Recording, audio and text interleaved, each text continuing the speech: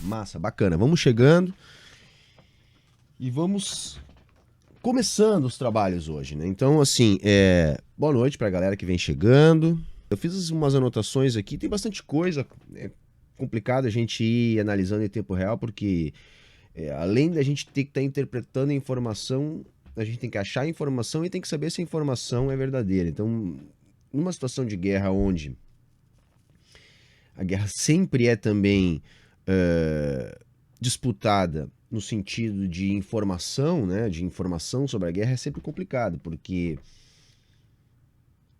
tem muito interesse na forma como as coisas são divulgadas de lado a lado e a gente está aqui no meio tentando interpretar. Então, é isso, tá? Agradeço demais pra galera que vem chegando. Eu procurei separar aqui algumas coisas pra gente poder conversar hoje. Mas hoje eu quero aqui com vocês também, conto com a interação de vocês aí no chat, pra gente ir discutindo. Eu fiz um vídeo, então eu trouxe ali algumas considerações que eu quero hoje voltar em algumas delas. Quero falar melhor algumas coisas que talvez não tenham ficado bastante bem explicadas. E temos fatos novos, né? É muito rápido como as coisas vão se desenrolando. E nós estamos falando aí de países que estão numa disputa muito séria que ninguém quer ceder, né? E o que eu coloquei foi o seguinte, que olha,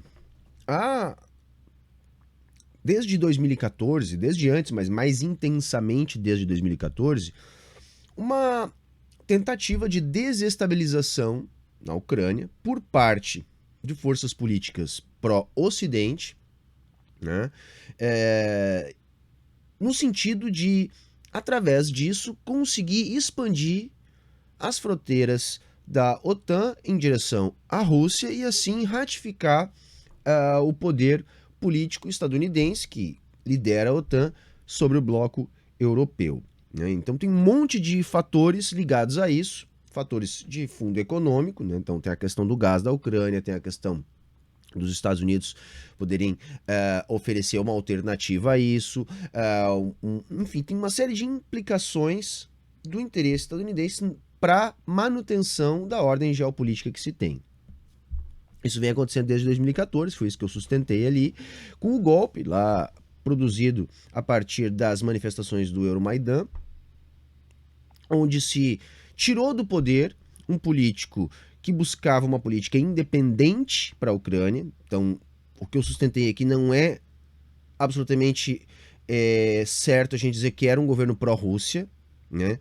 Porque assim como temos elementos para dizer que era um governo pró-Rússia, também temos elementos para dizer que era um governo independente. O fato é que havia uma negociação do então presidente Yanukovych com o FMI, né, a situação difícil na Ucrânia, então era buscado um empréstimo e o FMI exige contrapartidas para esse tipo de ação, contrapartidas que nós sabemos quais são, né? Então, austeridade fiscal, privatizações, uma série de medidas impopulares. O Putin, à época, não querendo perder sua tradicional zona de influência, faz uma contraproposta oferecendo o dinheiro que o Yanukovych pedia ao FMI sem esse tipo de exigência. E não foi um pedido tão simples que o Putin, por sua vez, também utilizou recursos de comércio local, tratados existentes entre Ucrânia e Rússia, para ameaçar com sanções econômicas a Ucrânia caso ela não ficasse do lado russo. Então por isso que eu digo assim, era um presidente que não estava automaticamente alinhado ao Ocidente e não estava automaticamente alinhado à Rússia. Embora a Ucrânia historicamente se mantivesse como área de influência russa desde o fim da União Soviética. Durante a União Soviética, então, nem se fala, né? Fazia parte da União Soviética. E eu não quero voltar mais no tempo nessa discussão sobre a formação histórica da Ucrânia. Que inclusive foi pauta nessa semana, né? O professor Yannis lá na Globo News foi achincalhado pelo Jorge Pontual por fazer uma digressão desse tipo. E eu acho que vale sim, é importante a gente fazer esse tipo de digressão, tá? Mas o ponto no momento nem é esse, porque por mais que a gente procure fazer essa digressão, em algum momento nós vamos ter que estabelecer uma faixa de corte, né, um delimitador, que sempre vai ser arbitrário. Então, um país de formação multiétnica sempre vai ter esse problema de estabelecimento de fronteiras, ainda mais quando é um país submetido a interesses imperialistas, né? E aí tem uma outra discussão que eu vou fazer hoje aqui, voltando de novo a essa discussão sobre imperialismo, interimperialismo, subimperialismo, para a gente fazer uma melhor avaliação disso, tá? Mas antes, tá, gente, agradecendo a galera que vai chegando, tá? Não começou antes do horário, não, começou às 9h30, como eu havia prometido. Então eu tô começando, tô aqui ainda introduzindo o assunto, tá? Retomando algumas coisinhas que eu falei na live de ontem. Então, na verdade, o que aconteceu foi isso. Então, em 2014 vai ter esse processo, um processo onde vai evoluir para, além da deposição do Yanukovych, uma guerra civil, a proclamação das repúblicas de Lugansk e Donetsk na região do Donbass. Nós vamos ter o massacre de Odessa, né, onde 42 pessoas morreram queimadas. Nós vamos ter uma participação cada vez mais efetiva nesses ataques, sobretudo na região do Donbass, de grupos nazi. É importante a gente também frisar isso. A Ucrânia tem uma penetração desses grupos, é um celeiro de formação desses grupos. A própria OTAN fez vista grossa, os próprios Estados Unidos ajudaram a armar esses grupos para fazer o trabalho sujo no combate aos resistentes da região do Donbass. Isso vem acontecendo desde 2014, inclusive com a participação oficial de grupos nazi nos exércitos ucranianos. Estamos falando aí do batalhão Azov, que supostamente já teria sido desbaratinado já nesses primeiros dias de guerra. Isso ainda tem que ser confirmado, a gente não sabe. Mas então, a situação é essa. A questão é que o Putin não havia reconhecido à época as repúblicas de Lugansk e Donetsk, tentou-se organizar ali 2 tratados de paz, chamados tratados de Minsk, um em 2014, outro em 2015, que impunham um cessar-fogo, uma readequação das regiões à Ucrânia, com perdão dos insurgentes e com estabelecimento de autonomia para as regiões. Algo que não é, vamos dizer assim, nem um pouco aberrante. Nós temos muitos lugares do mundo com situações parecidas que poderiam depois evoluir para um processo político de discussão da independência dessas repúblicas ou não. A gente tem um caso clássico de muitos anos, por exemplo, na Catalunha, na Espanha. E era alguma coisa mais ou menos assim que estava sendo pensada. A questão é que quem não cumpriu o cessar-fogo foi o lado que estava combatendo os resistentes das repúblicas de Lugansk e Donetsk. Então, houve sim uma tentativa de paz, a Rússia participou dessa tentativa de paz e, inclusive, não reconheceu as repúblicas da região do Donbass, de maioria de população pró-Rússia, que falam russo e que também passaram por um processo de plebiscito, onde a maior parte da população manifestou interesse em se juntar com a Rússia. Isso também deve ser levado em consideração. Nos últimos dias, então, né, esse é um conflito que vem acontecendo de 2014 para cá, se eleva o tom das ameaças de guerra na região. E isso partiu, essa elevação de tom, partiu da OTAN, do Joe Biden, dos Estados Unidos, inclusive com o Putin dando sinalização, retirando parte das suas tropas que estavam na fronteira com a Ucrânia. A questão é que a partir do momento que houve a elevação do tom, Putin disse que não era do interesse dele a guerra, alertou que se a OTAN quisesse realmente avançar, descumprindo inclusive aquilo que havia sido acordado em 91, no final da União Soviética, ele não permitiria, ele não assistiria tacitamente. Então ele faz esse discurso, diz que não quer a guerra, retira parte das tropas e o que acontece? Há uma intensificação dos ataques dos grupos contra os resistentes da região do Donbass. Essa intensificação serve também a algo que nós vamos comentar hoje, que é algo comum no século XX, que é a guerra por procuração. Estados Unidos, OTAN, não podem realizar um ataque massivo oficial contra as repúblicas do Donbass, porque isso não pegaria bem com o discurso de vítima que é vendido nos veículos de comunicação de massa ocidentais, de que o Putin é um louco que está simplesmente atacando aquilo ali porque tem uma sanha de dominação de invadir um país livre.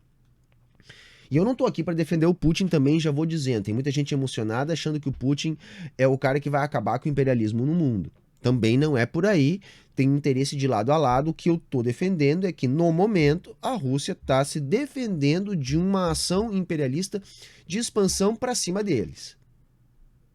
Mas não quer dizer que a Rússia não tem interesse também imperialista. Nós vamos fazer essa discussão depois, não é uma discussão tão simples, mas de alguma maneira, sim, imperialista sobre a região da Ucrânia, que eles têm como área de influência já há bastante tempo e é importante para os negócios da burguesia russa. Então não tem mocinho nessa história aí.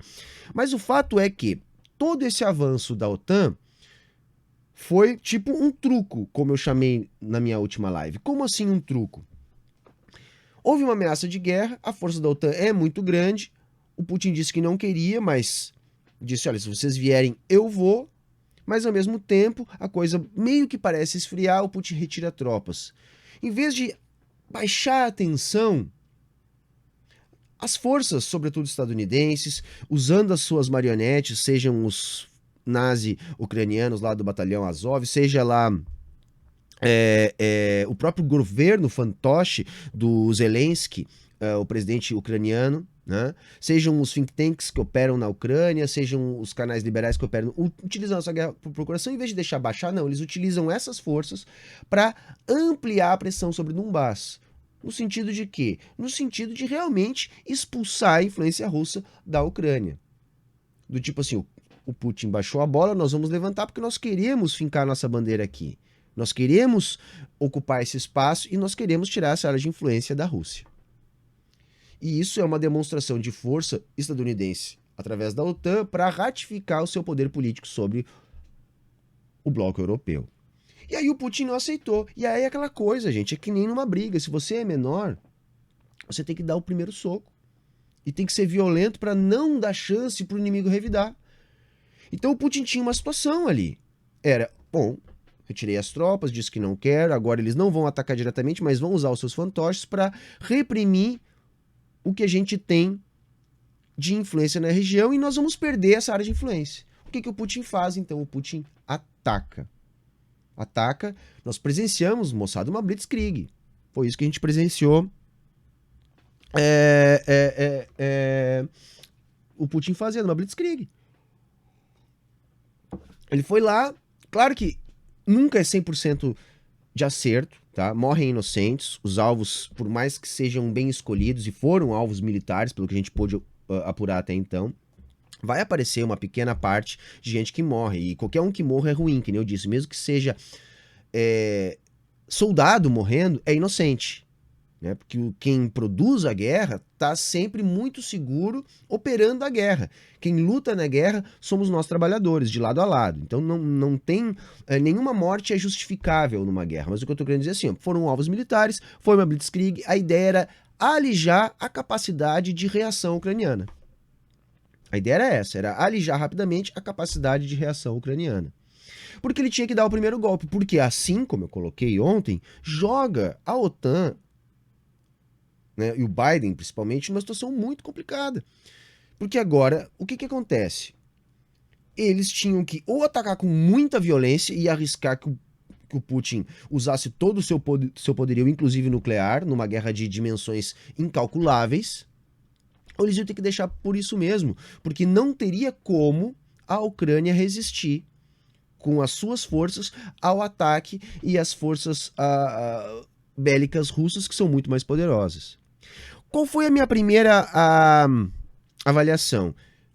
Eles não vão fazer isso, eles não vão retrucar dessa maneira, né? Não vão fazer esse ataque. Por quê? Porque a gente viu os Estados Unidos falando em sanções econômicas e a gente viu a OTAN mandando um torcemos por vocês aí na Ucrânia. E a primeira reação foi que o Zelensky já estaria disposto a conversar, né? E o entendimento seria então, bom, vamos ter uma guerra rápida. vamos ter uma guerra rápida, o Zelensky vai cair, porque ele não é bobo, se ele é o presidente, ele é o chefe das Forças Armadas, e se o país dele tá em guerra, o alvo é ele, matando ele resolve a parada, ele sabe que a cabeça dele tá a prêmio, então o que a gente concluiu? Não, o Zelensky vai cair, né? Vai haver uma negociação e a Rússia vai restabelecer a sua dominação política sobre a região. Né? Seja com uma anexação, seja com um governo pró-Rússia. O problema é que não foi exatamente isso que aconteceu. Mas é isso que nós vamos ver aos poucos. Bom, eu vou mostrar uma imagem aqui para ilustrar isso que eu falei até então, tá? Essa imagem aqui é bastante reveladora a respeito do que eu tô falando. Isso aqui é a expansão da OTAN, tá, moçada? E ele tem as cores ali para que vocês possam visualizar melhor. Então a gente tem ali a Rússia, né? Os países em rosa que não fazem parte da OTAN, e os países verdinhos, os países que faziam parte da OTAN, tá? Então notem como, né, nós vamos ter um avanço em direção à Rússia. Primeiro, com a zona laranja ali, Polônia, República Tcheca, Hungria, né? E depois nós vamos ter ali todas aquelas mais em direção ao Oriente ainda. Estônia, Letônia, Lituânia, né? Bulgária, Romênia e assim por diante. Então notem como há sim um avanço. E a gente tem que parar e pensar também no seguinte, gente, porque, poxa, os Estados Unidos permitiria a instalação de bases militares no seu quintal, assim? Vamos começar agora, então tá. Então os russos vão mandar bases, vão montar uma base militar na Venezuela, vão montar uma base militar em Cuba e vão, de repente, querer montar uma base militar no México. Será que isso aconteceria com naturalidade? Será que seria possível a gente fazer esse tipo de imaginação, tipo, de imaginar uma situação que os Estados Unidos não iria reagir, né? Jamais. E é como se fosse, quer dizer, a Ucrânia para a Rússia tá como o México para os Estados Unidos. Vocês conseguem imaginar a Rússia, ou melhor, o Pacto de Varsóvia, né? Instalando uma base militar no México? Os Estados Unidos toleraria? Claro que não, né, gente? E aí tem uma outra discussão que eu quero fazer, aproveitando esse gancho, que é o seguinte. Vamos parar para pensar numa coisa. Gente, e a OTAN? Qual a razão de existência da OTAN? Para começo de conversa, a OTAN não podia sequer existir. Quer dizer, tem uma polícia mundial, tem um xerife do mundo, que pode decidir o que é legítimo e o que não é legítimo em termos de invasão de outros países? É isso? Saca? A OTAN é uma excrescência, né, que sobrevive da Guerra Fria. Vamos lembrar onde é que se estabeleceu a OTAN? Se estabeleceu na época da Guerra Fria e se contrapondo ao Pacto de Varsóvia. Então nós tínhamos ali a cortina de ferro, né, mais ou menos onde está situado o conflito hoje. Então nós tínhamos forças do Tratado Atlântico Norte, da OTAN, e tínhamos lá o Pacto de Varsóvia. As forças comuns dos exércitos liderados pela União Soviética. Acaba o bloco soviético, acaba o Pacto de Varsóvia, mas a OTAN tá aí. Quer dizer, então agora nós só temos um xerife. É isso? Então começa por aí, gente. É uma excrescência a simples existência da OTAN. E, no entanto, a gente fala dessas coisas com naturalidade. E aí eu vou mostrar uma outra imagem aqui, de um camarada, que chamou muito bem a atenção, né? O camarada Alexandre aqui chamando muito bem a atenção.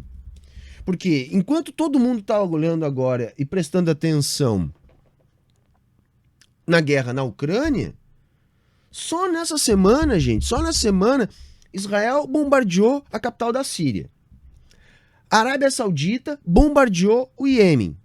Os Estados Unidos bombardeou a Somália. E aí tá sussa.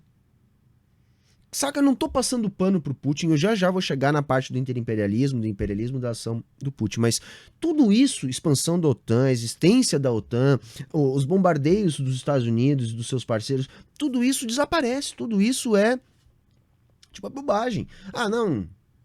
A África não existe, né, gente? Começa por aí. A África não existe, né? Não existe. Lá tá tranquilo. Oriente Médio, poxa, estranho se não tivesse guerra, saca? Os golpes na América Latina, também tranquilo. Todo militarismo, nada. Só importa, só comove aquilo que é escolhido para comover, para importar. Beleza? Então tá aí. Né? Quer dizer, guerra tem o tempo todo, nunca deixou de ter, as bombas seguem caindo, tem toda uma indústria bélica que alimenta o poderio estadunidense. Então tem que ter guerra, moçada, tem que ter guerra. E aí, gente, temos uma outra situação, tá? Que aí, o que está acontecendo? A minha primeira interpretação foi, olha,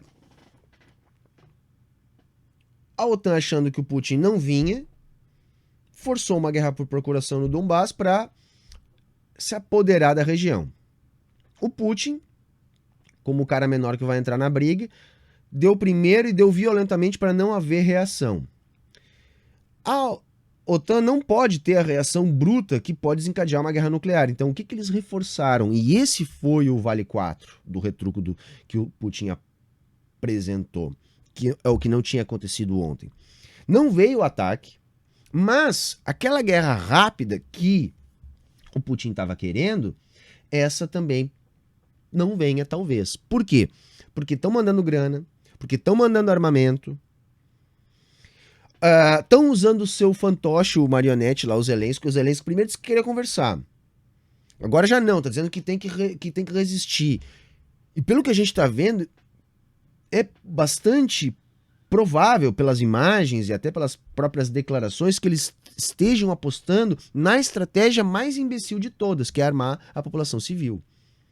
Quer dizer, estimular um banho de sangue. Quer dizer, vão resistir com civis armados, desorientados. E outra, você vai armar a população que tá borrada de medo de uma invasão estrangeira e de uma lógica de guerra, você vai produzir mais guerra. Então já tá rolando o papo que tem fogo amigo de lado a lado, grupos rivais se enfrentando, milícia sendo formada, quer dizer, muitos relatos do terror tá sendo tocado na Ucrânia, inclusive pela própria desorientação dos ucranianos. O quanto disso é verdade ou não, a gente não consegue avaliar precisamente ainda. Agora, uma coisa a gente consegue avaliar muito bem, que você armar civis para resistir a um exército organizado não é uma boa ideia. Não é uma boa ideia. Né? Isso lembra lá o final da Segunda Guerra Mundial, quando os soviéticos estavam entrando em Berlim e quem defendia a cidade eram as crianças, os velhos, com o que sobrou de armas. Né? E aí os caras vão dizer, mas o Zelensky é um palhaço, um comediante, etc. Também acho. A gente tem que pensar o seguinte, o presidente da Ucrânia é uma coisa assim análoga ao Danilo Gentili. Tá? Vamos imaginar que no meio da loucura da despolitização aqui no Brasil, a gente elegeu o Danilo Gentili. Seria mais ou menos essa vibe aí que se tem com o presidente lá da Ucrânia. E aí tem algumas coisas que eu quero colocar a respeito disso.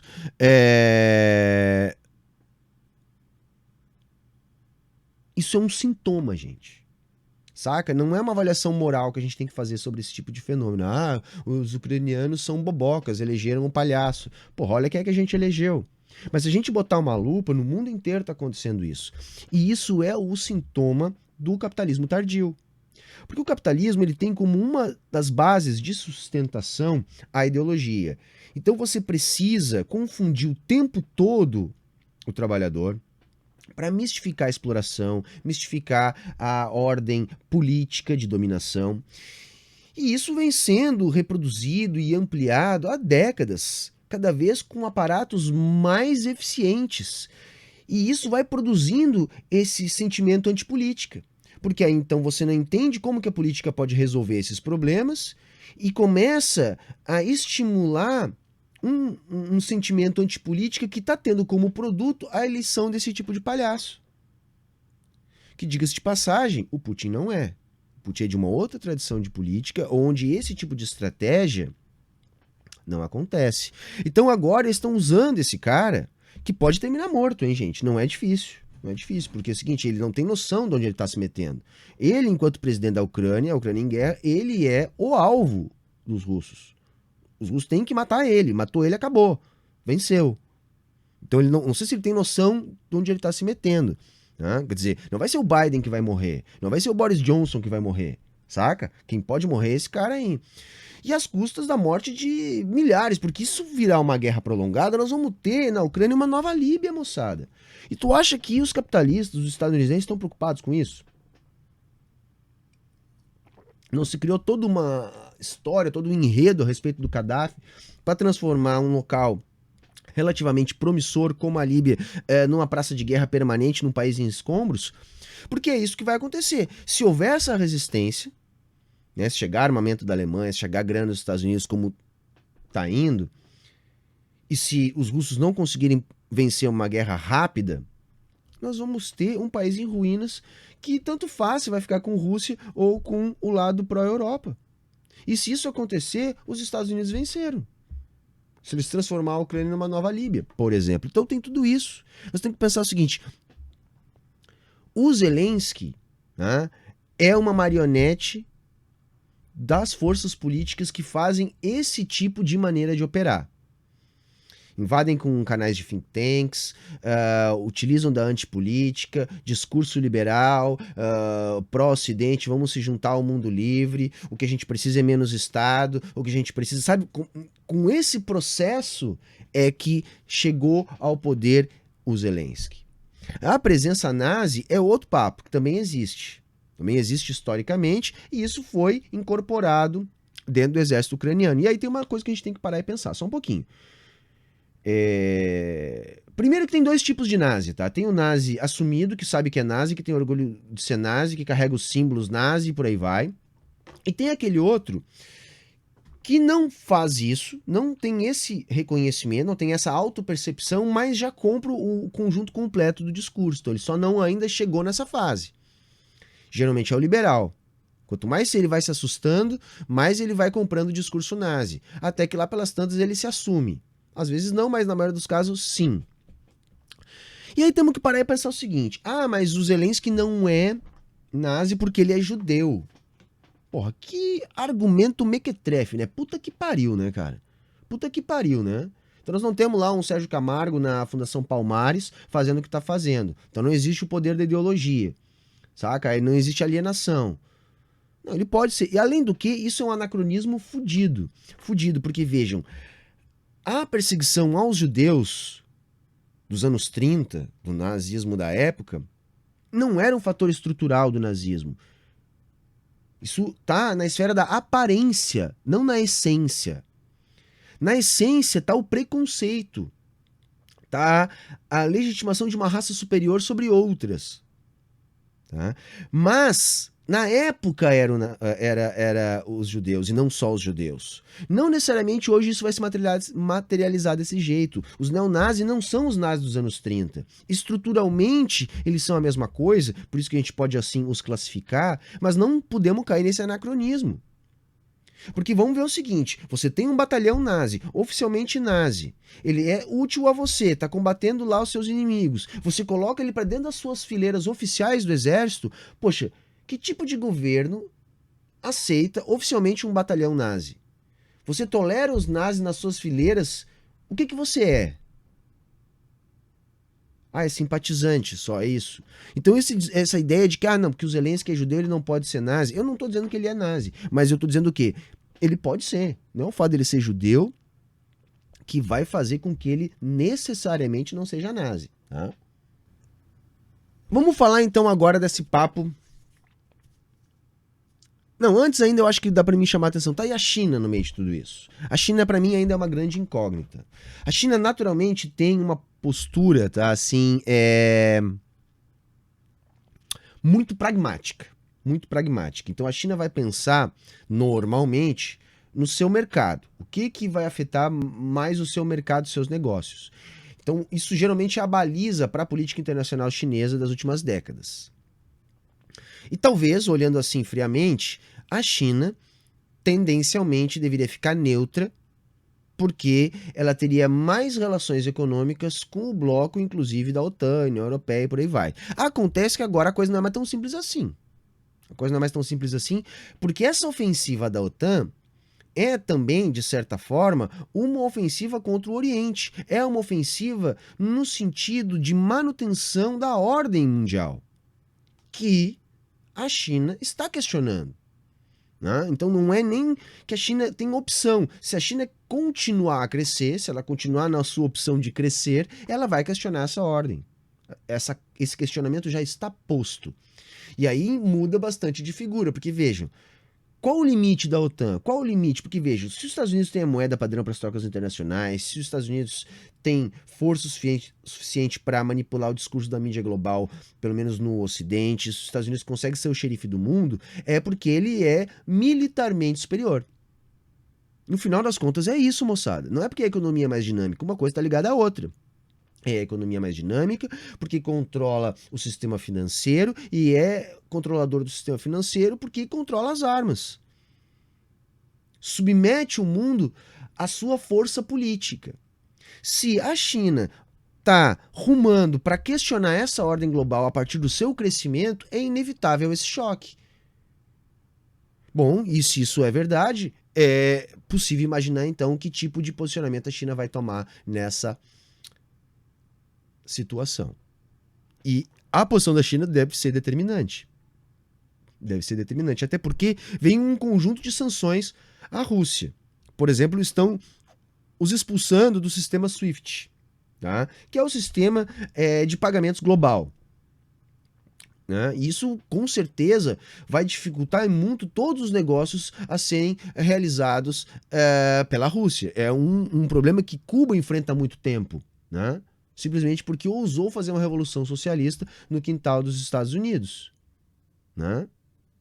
Aí ninguém questiona isso também. Mas o fato é que, para sobreviver a isso, a Rússia também vai ter que ampliar o seu arco de relações com a China, que pode estabelecer outras formas que consigam suprir o déficit causado por essa atitude dos Estados Unidos. Então é muito importante a posição da China e a gente tem que aguardar nos próximos dias. Eu creio que não é uma questão simples de pragmatismo de curto prazo, como normalmente a China vinha buscando atuar. Acho que agora a coisa vai ser um pouquinho diferente. Tá? Bom, aí sim. E o imperialismo, o interimperialismo e por aí vai essa discussão que surgiu. E eu falei um pouquinho, mas talvez eu não tenha sido claro o suficiente para explicar o meu ponto de vista. Porque está surgindo uma versão da história de que se trata de um conflito interimperialista, né, entre o imperialismo russo e o imperialismo estadunidense. Né? Eu acho que chamar de conflito interimperialista, embora não esteja errado, porque sim, sabe, grosso modo tá? Mas eu penso assim, chamar de conflito interimperialista não explica nada. Porque veja, o imperialismo é parte constituinte do capitalismo. Né?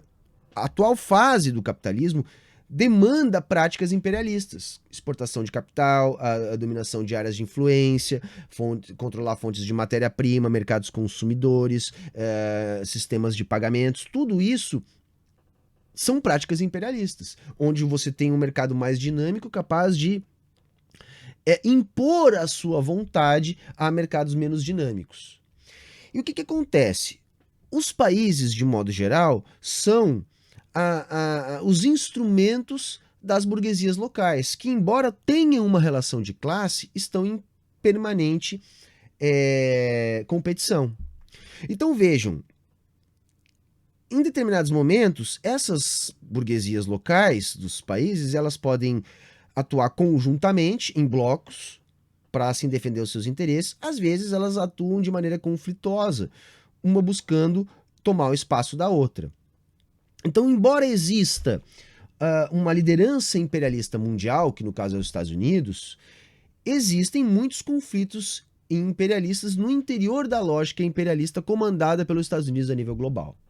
Então, sim, é um conflito imperialista. Todo conflito é imperialista. Esse é o meu ponto. Então, chamar de conflito interimperialista não explica porque todo conflito entre capitalismos é um conflito imperialista. Então, eu acho que isso não explica. Tá? Não explica. Por quê? O que está acontecendo ali é, de um lado, um imperialismo que está tentando ratificar uma ordem econômica imperialista global, avançando sobre um país que tem uma lógica não alinhada a esse imperialismo global. Então, a ação da Rússia é uma ação reativa a uma expansão imperialista. Não é uma ação imperialista russa de expansão do seu imperialismo que está esbarrando numa ação de expansão do imperialismo estadunidense. Como, por exemplo, um choque imperialista, né? Não, é uma ação de expansão e uma reação de defesa. É assim que eu tenho interpretado isso. Porque, vejam, mal comparando aqui, vamos entender a Europa como um conjunto de nações subimperialistas. Porque mal comparando, esse conceito de subimperialismo que eu estou utilizando aqui é um conceito que está, por exemplo, nesse livrinho aqui do Rui Mauro Marini, Subdesenvolvimento e Revolução, tá? Que eu até estava lendo de novo esses dias, quando eu estava preparando o vídeo que acabou saindo ontem. Quando a gente fala em subimperialismo, não é um imperialismo menor, tá? Nós estamos falando de um imperialismo específico de países periféricos a serviço do capitalismo central, do imperialismo central.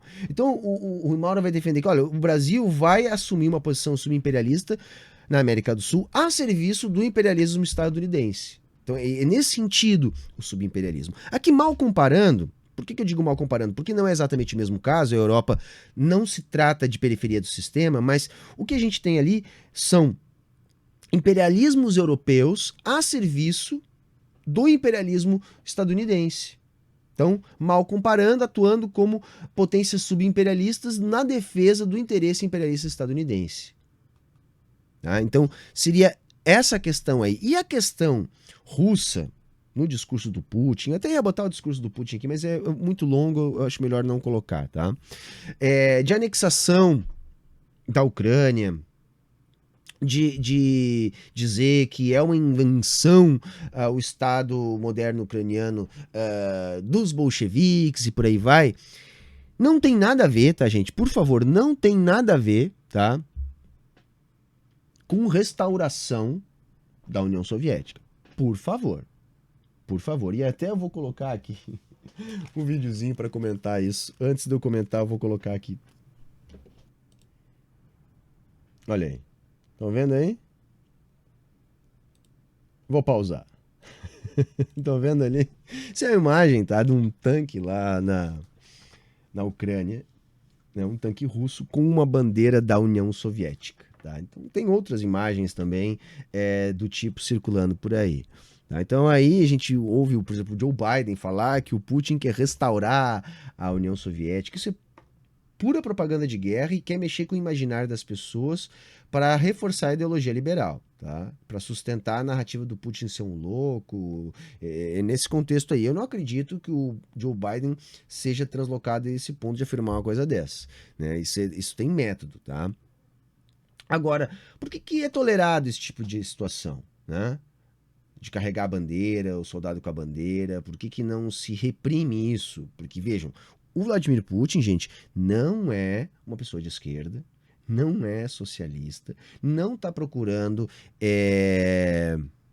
restaurar a União Soviética, nada disso, tá? Ele é um representante do capitalismo russo e está lutando pela expansão do capitalismo russo. Ele tem uma pegada nacionalista, né, anti-imperialista nesse sentido, porque ele não é alinhado ao bloco de interesse capitaneado pelos Estados Unidos. Então ele não lucra fazendo parte desse bloco, ele precisa sustentar uma independência. Então, nesse sentido, há uma política nacionalista, mas é um nacionalismo de direita do Putin. Tá? O Putin, inclusive, tem